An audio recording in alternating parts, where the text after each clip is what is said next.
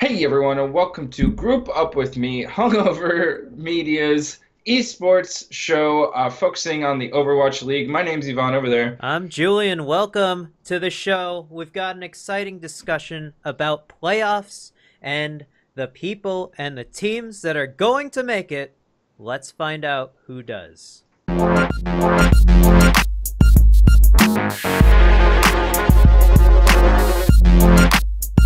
Group up with me. So, Julian, talking about playoffs, maybe we should bring in some news and notes from around the league. What's going on? Well, I'll tell you, before we get to playoffs, I think the topic on most Overwatch players' minds is the new Symmetra patch that may get implemented very soon. Symmetra is going through some major changes. She already went through. She's definitely a character that has undergone many changes in the past, and she's due for some more changes as she's been criminally underplayed, but certainly not in our ranking. Yeah, for sure. But you see on the PTR the change to how her gun works, etc. We've highlighted how all the changes that were coming to Symmetra before, along with Horizon Lunar Colony, all of those changes are coming. They're in the PTR. Watch out. All your friends who are Symmetra mains are going to be super happy, and then everybody else who actually has some skill with some tracking will do pretty well with the new Symmetra too. I think she's a bit OP from the footage I've seen, but it will shatter the meta. The Yes. teleporter is super powerful. You can just teleport Bastion back and forth between a couple of points. It's going to be pretty broken in terms of how people are able to react to it in the first few weeks. So see that coming soon.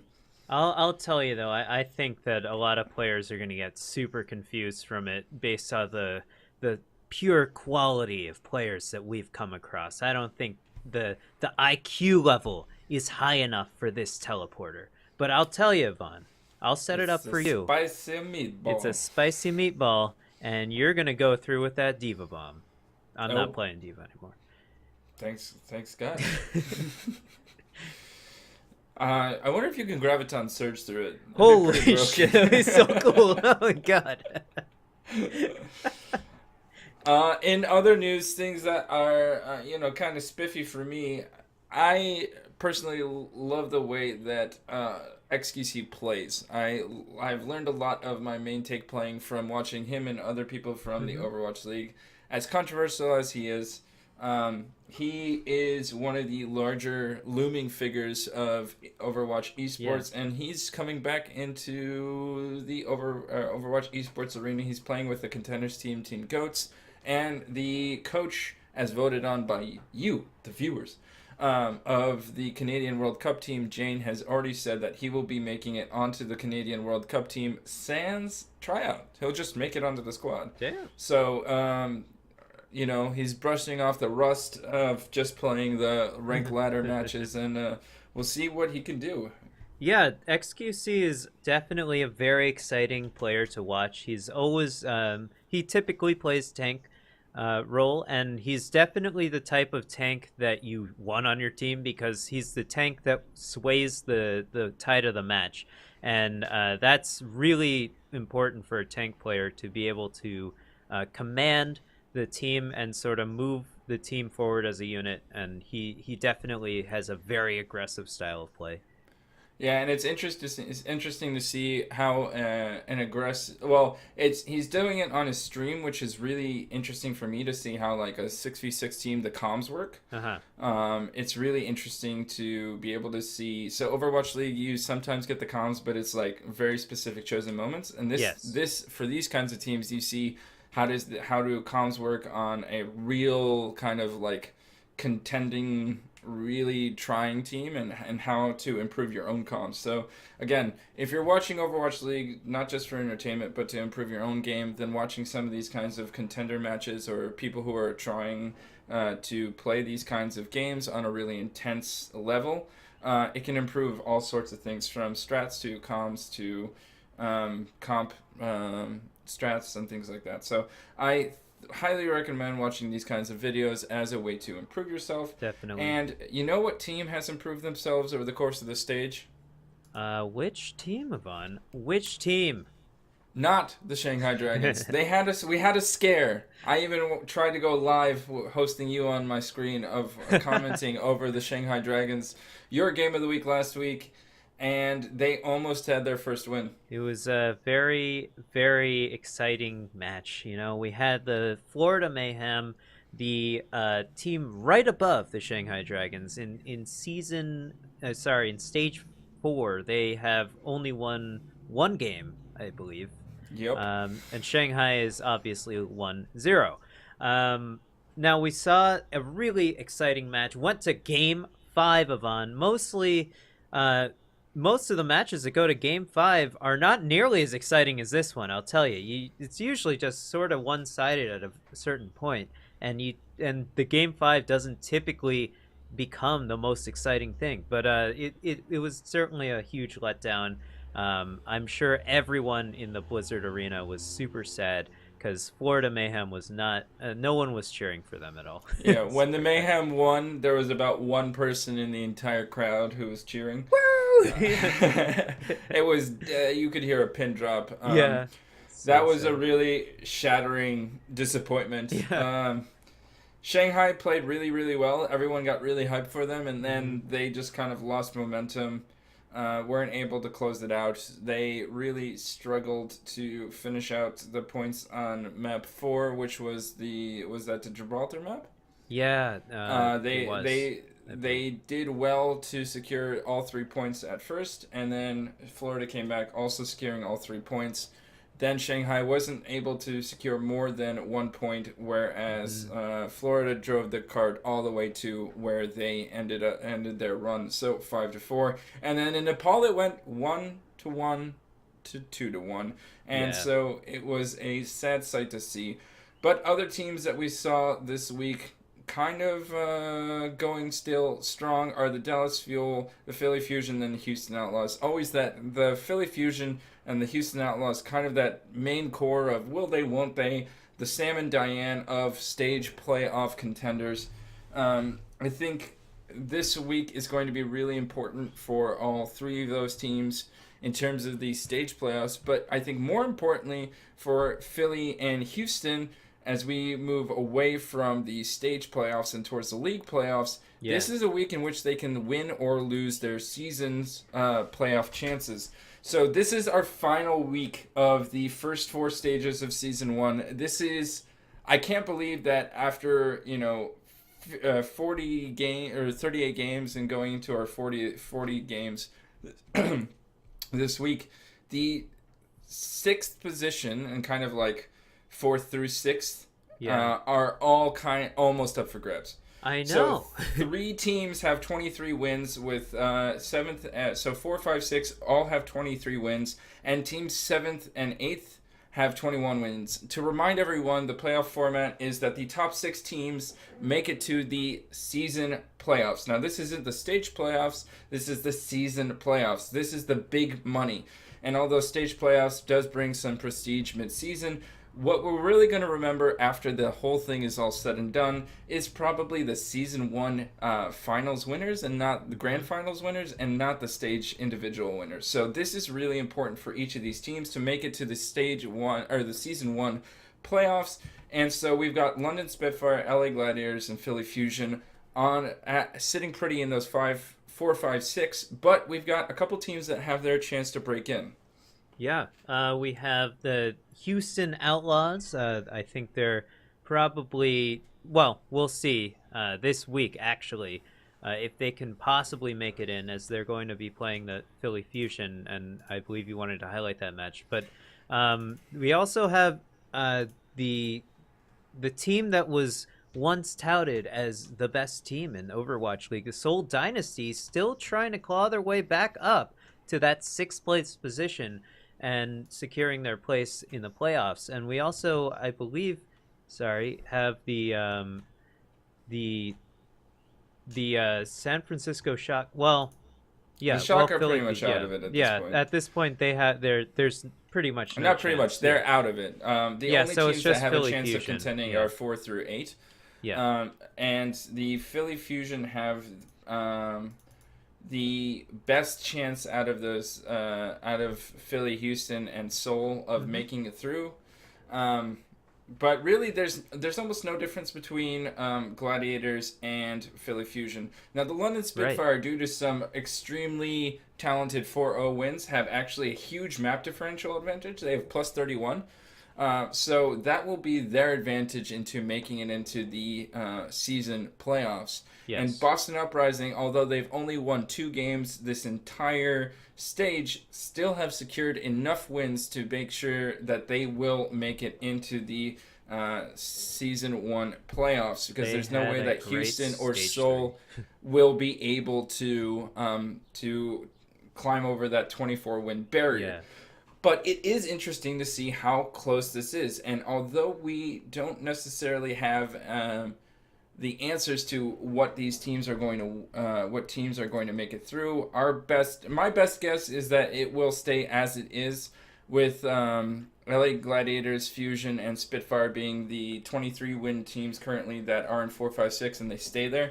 They might jumble around based on their positionings there, but I don't think that Houston or Seoul will have the chance to get through, as this week Seoul faces off against a pretty powerful and stage 4 Dallas Fuel, and then against the LA Gladiators, which the LA Gladiators are going to be trying, I assume, pretty hard to make sure that they maintain their positioning. Although they might have secured qualification, so maybe they'll screw around with some other teams, because they do play the Shanghai Dragons first. Hmm. Yeah, but we do see the Houston Outlaws play NYXL, and we have seen NYXL, start playing loosey goosey and throwing games. So maybe they're trying to orchestrate something in this playoff regime. Yeah, it isn't a guaranteed loss against Yeah. NYXL anymore. The better teams can take advantage of this kind of relaxed style that the NYXL are playing currently in order to make sure that they can secure a needed win. Then again, the NYXL are still 6-2 in this stage, so it's not like they're sloppy completely. They're Yes. just not their German-like machine precision South Korean video game dominance. Exactly. It is an interesting end of the stage, and more importantly, an interesting end of the season. I'm super excited to see how everyone finishes out this season. But before we go into the end of this stage, we had some review of last stage left to talk about, right? Yeah, Or that's not last stage, last week. Sorry. yes. Last week was a week where I was a little busy, so I didn't get to watch too many matches. I believe Yvonne was the same way. We always try to watch as many as we possibly can, whether it be live or in VOD form. But, Yvonne, I think we have a segment that is constantly reoccurring because you keep telling me to come up with a juicy comp. And I think the name of this segment is Julian's Juicy Comp. Roll the intro. That guy's awesome! Awesome! He's awesome!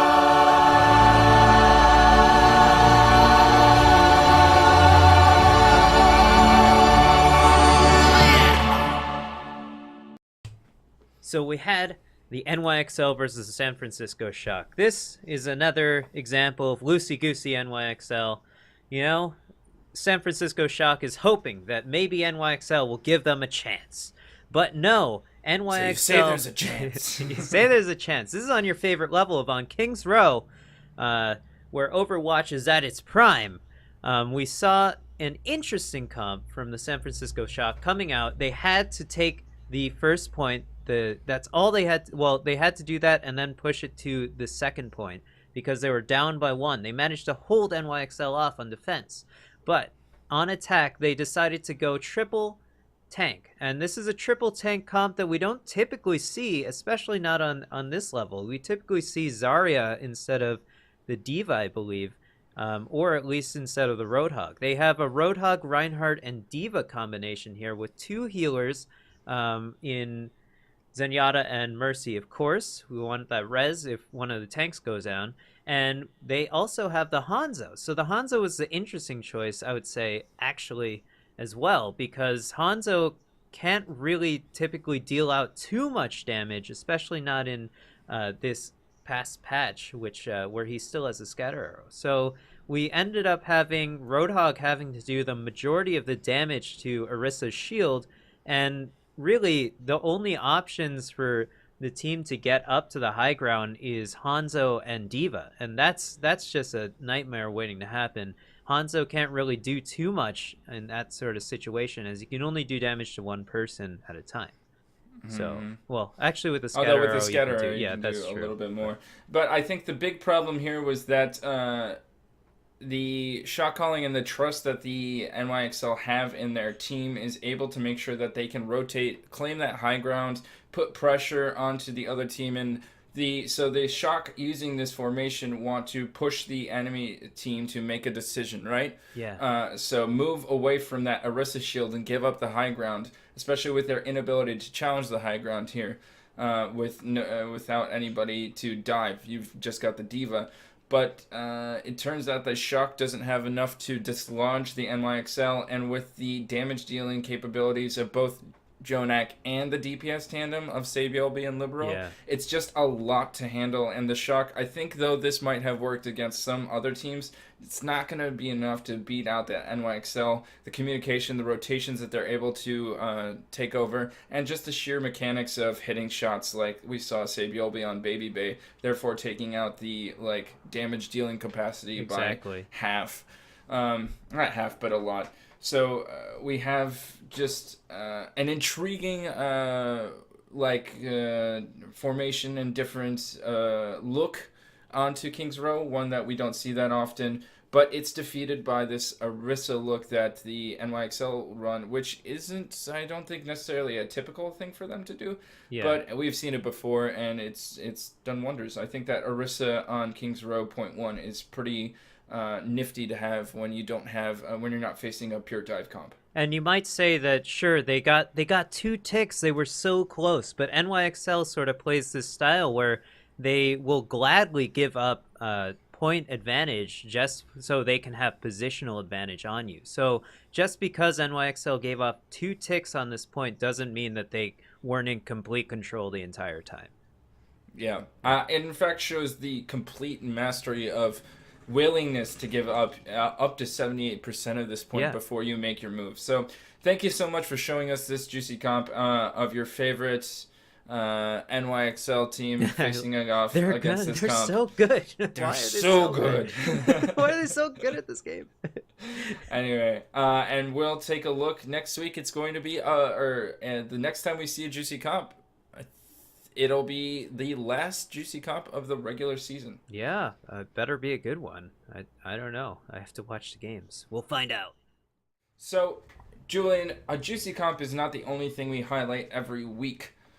We tend to take a look at the games and the highlights and see some of the fantastic things. Over the past few weeks, we haven't been so much looking at individual players as we near the season playoffs. We're looking at team combos or a combination of players. We're looking at some more maybe advanced, complicated systems of how 2 players work in tandem to make sure that they do things. And I think that our player of the week, although it's still an important segment because we might highlight how one person is popping off, dude, we're switching up exactly how it works in these few weeks. And do you have anybody that you want to highlight this week? Well, Ivan, I had to highlight the most exciting team in the Overwatch League, the Shanghai Dragons, specifically their DPS combo in Dia and Otto. I think that they were working so well together against the Florida Mayhem, in which they totally commanded the first half of the Overwatch matches. So I think they, in terms of before halftime, so I think they did a really good job in sort of playing the dive role. So Dia typically plays Tracer, and Otto can play Genji very well, actually. It's very surprising that Shanghai is honestly, they haven't won a game yet, because they do have very good players on their team. I think the problem is in that they have poor communication between the tanks and the support, and of course the DPS as well. So the DPS was doing an amazing job in shutting down key players such as Saya Player and to Vic on the Florida Mayhem, and they really knew that those were the huge threats to the team, and they managed with this team combo of Tracer and Genji. It's very easy to get to the back line, where Florida Mayhem suffers a lot with Zebosai and Zupe as well. So it was sort of a tug and pull between Florida Mayhem and Shanghai the entire match. They were the healers were kept on trading deaths, and I think obviously Florida came out on top, unfortunately. But I wanted to highlight these two DPS players because I think they played out of their minds. This was the best game they've ever played. Thank you so much. Those are some pretty. I think they're very good players. I think obviously everyone who's in the Overwatch League is a fantastic, mechanically gifted player. There's some who are obviously better than others, but one of the things that always strikes me as so weird is that Otto is such a flipping good DPS. He can do a lot of different roles. He can swing through playing projectile to playing hit scan at some points with like Widow. You also see Dio, who is able to play an excellent Tracer, McCree, different characters that he's pretty famous for in like playing in Chinese Overwatch League, Chinese Overwatch. But I'm still so astounded that they aren't able to pull it off and pull it all together. Again, Florida has some of the times some individual play that is just masterful, but one of the things that I think is masterful is when there is appropriate shot calling and just an impressive amount of dedication to working together as a team. Yes. So in this case, I'm going to highlight, at least as my player/play of the week, a play of the week that comes from Seoul Dynasty against Philly Fusion. Now again, this comes on King's Row, and Philly is struggling to capture the point in like a double overtime situation. So the Seoul Dynasty is pushing really hard and is able to do something that's pretty exciting. So as you can see here, Philly is going down hard and they're being pressured right into their zone. As you can see, one of the most powerful ults in the entire game is Azaria's Graviton Surge. So as we see that the Philly Fusion is changing into different things so that they can come out, the pressure is still being put on by the Seoul Dynasty. They're not going to let up and let Philly Fusion out the gate if they can. And the Graviton Surge comes in right here at the front gate. Look at the timing. Look at where they all are. This gives the Philly Fusion zero room to negotiate, zero room to move outside of where they are. It's a brilliant amount of strategizing and shot calling that puts them right in a position to lose that point. And this is something that happened actually quite frequently in this Philly Fusion versus Seoul Dynasty game, in which Seoul Dynasty played so well in terms of coordination that they didn't allow Philly Fusion onto the point a few times that gave them point advantage and sometimes caused Philly to C9. So this was an incredible just amount of comprehensive game sense and working together, and it paused them long enough in that door entrance that doesn't even allow them to stall out on the point as a unit. So I thought that was a great recognition of game sense and shot calling. Yeah, it was a very exciting game, Ivan. Yeah, I caught glimpses and hints of it, and it was a really surprising game in terms of its sloppiness, especially with these two teams being on the verge of playoff berths. There was a surprising amount of sloppiness from Philly going into that game. I wasn't sure what they were doing a lot at the time. But Ivan, that's the cool thing about Overwatch. Even sloppy Overwatch is exciting Overwatch. That's pretty true. So, Julian, this leads me to my important question. What is that? So my important question is, will patch decisions affect playoff results based on how we've seen this Stage 4 play out with the new character Brigitte and the new rework of Hanzo possibly being added into the season playoffs if the patch changes? I think that's a really great question, Ivan, because, obviously Hanzo has been touted as, oh, you're a Hanzo man, you suck. At least in rank play on Overwatch, online in the regular us plebes. But now Hanzo has sort of become sort of a interesting and strong presence on the DPS side of many games, not just in Overwatch League. I believe, though, that a lot of players have been sort of anticipating this, And we sort of see there has been a lot more Hanzo play in Overwatch League in the past stage, particularly from NYXL. You see Libero on Hanzo almost every single match now, at least once, and I really think he's And SF preparing. Shock Yeah, has introduced Baby Bay on yeah, Hanzo a lot more, especially on Kings Row. Baby Bay had gone away from their lineup tremendously, like exclusively playing Architect and Dante or Sinatra, but Baby Bay has made it back on that Hanzo. yeah. So I think that Hanzo has obviously become part of a pretty important part of the meta. So I think that you'll see that the teams that have dedicated a player, one of their players, to specializing in Hanzo, even though he's not on the current patch in their matches, are going to benefit greatly. So I really think NYXL is making a smart move by putting Libero to specialize on the Hanzo player role. Yeah, and we'll see if Seagull can hit that Hanzo role.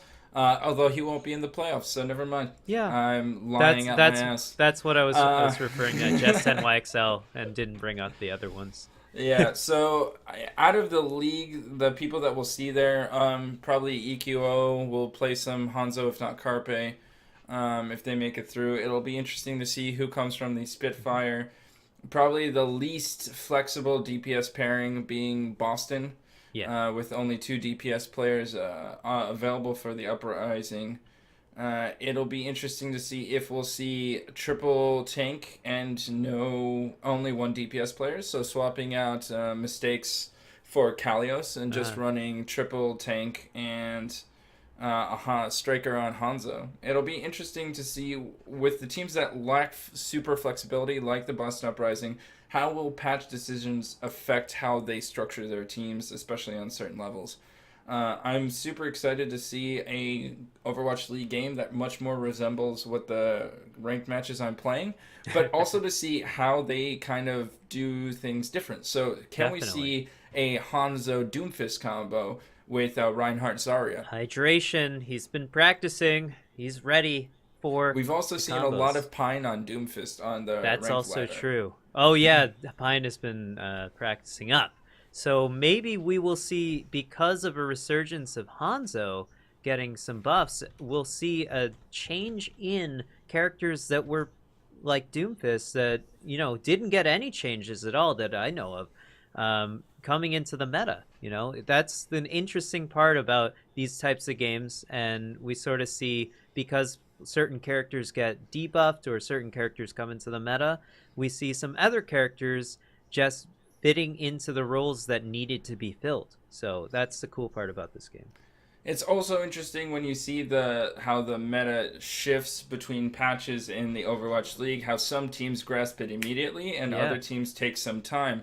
So with playoffs structured as they are, if there is a new patch introduced, as has been said that there might be, will we see teams who don't grasp the meta kind of lose out on those first wins and those first weeks? Or if there are teams on bye, will they have a worse shot really at the whole grand finals, just based on the fact that they're not playing in the meta patch that is available to the teams that are getting the practice in by playing the early rounds? Right. I'll be excited to see how that all shakes out. I'm definitely very excited. I want to see this new patch.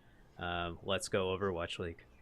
Yeah, well, before we reach that crucial Season 1 playoffs, we have still a few matches left this week. So, Julian, what match are you going to highlight? Well, you've been talking about the season playoffs all video. All right, Ivan. I would like to talk about the current state of affairs in Stage 4. All right, Ivan. We have Fuel in 4th place and Valiant in 1st place. So I'd like to highlight the Fuel versus the Valiant this week. It's going to be on Friday, June 15th at 11 p.m. Eastern Time. This is going to be an exciting game because Valiant could potentially kick the Fuel out of the stage playoffs. And, I think that would be a huge disappointment to me. I want to see more Dallas Fuel kicking ass. I think they're doing really well this stage, and it shows. They haven't been to a stage playoffs ever, and this could be their first one, Ivan. So Yeah, very few teams really have made it to the stage that's playoffs. true. But what we will see is whether or not they can, like we've said in previous weeks, can they cap off a great stage 4 with a stage 4 playoff berth. I think the win condition that we'll need to see from Dallas Fuel is kind of shutting down Soon, who has those on and off games, and making sure that their tank line is working well. I think that making sure that to contain the damage output of players like Kariv is also important. So if you hold Soon down, make sure that Agilities with his flex DPS play doesn't really fuck you, as sometimes his Pharah can, then overall you should be able to win, but we'll see what the Dallas Fuel can do. Cool. The game I want to highlight is Philly Fusion versus Houston Outlaws, Thursday, June 14th at 7 p.m. Eastern Time. This is season-ending playoff potential. So Houston Outlaws is looking into the playoffs from the outside. They aren't there. They have 2 games that they play this week that they must win. Philly doesn't have to win both. They only have to win one. So can the Philly Fusion play a couple of mind tricks and win one and sack the other, or sacrifice training for one and going for the other? Sure, it's possible, but I think that this is one that they'll want to win. Houston Outlaws, again, a team that is kind of a fan favorite in terms of a lot of their players, and is one that I think a lot of people tune in to watch. And we have Philly Fusion, who has had rough stages and a rough go of it in a lot of different places, and based on their stage 2 performance have been really able to carry themselves through to the season finals. But this will be an interesting game to watch. I think that we'll get to see a lot more of the Lynx or Carpe battle, which is one of my favorite things to watch in the Overwatch League. And we'll see how the flex DPS really work out in tandem. We saw Ikio do pretty well with Hanzo last week, and I want to see how that works. Also, to see the coordination of Houston Outlaws. This is their big thing. They work together well. They have a lot of game knowledge and game sense. Can they use that to beat a team that has a lot of different looks that they can throw and some more mechanically gifted players than the Philly Fusion can provide? It's going to be an exciting week in Overwatch League, Ivan. I cannot wait. Neither can I. So, without further ado, we will say goodbye to you. Please tune in Monday to our podcast, Wednesdays to this video, and Friday to our series of videos that we are putting out about EVO. We put out a compilation of ideas about Street Fighter. We have some stuff on Tekken coming up soon, and it's been an experience for me, Julian. I hope you're learning something about these cool fighting games that a lot of people like to play. It's a lot of fun. You know, Fighting Game Fridays is not just a phrase here at Hungover Gaming. It's a lifestyle. I'm now newly introduced into the FGC. I can't wait to see you in your first fighting game, Ivan. It's going to be great. It's going to be great. I kick your ass in Injustice. That's true. I suck at that game. I really don't like Injustice. So what game is coming up for the EVO series? This week we're going to be talking about Tekken 7. This is the only 3D fighter in the EVO lineup, so it's definitely a standout for me. It's also one of my favorite games that has come out in terms of fighting games that's come out in the past year. It came out last year. I got the platinum trophy in it. I'm super hyped to see JDCR kick some ass. He is like basically a perfect Tekken player robot, and I can't wait to see him, just wreck people. It's gonna be a great time. I blocked your throw, and that's the end of the video. Thank you so much for tuning in this week. Catch you next week. Adios. Bye.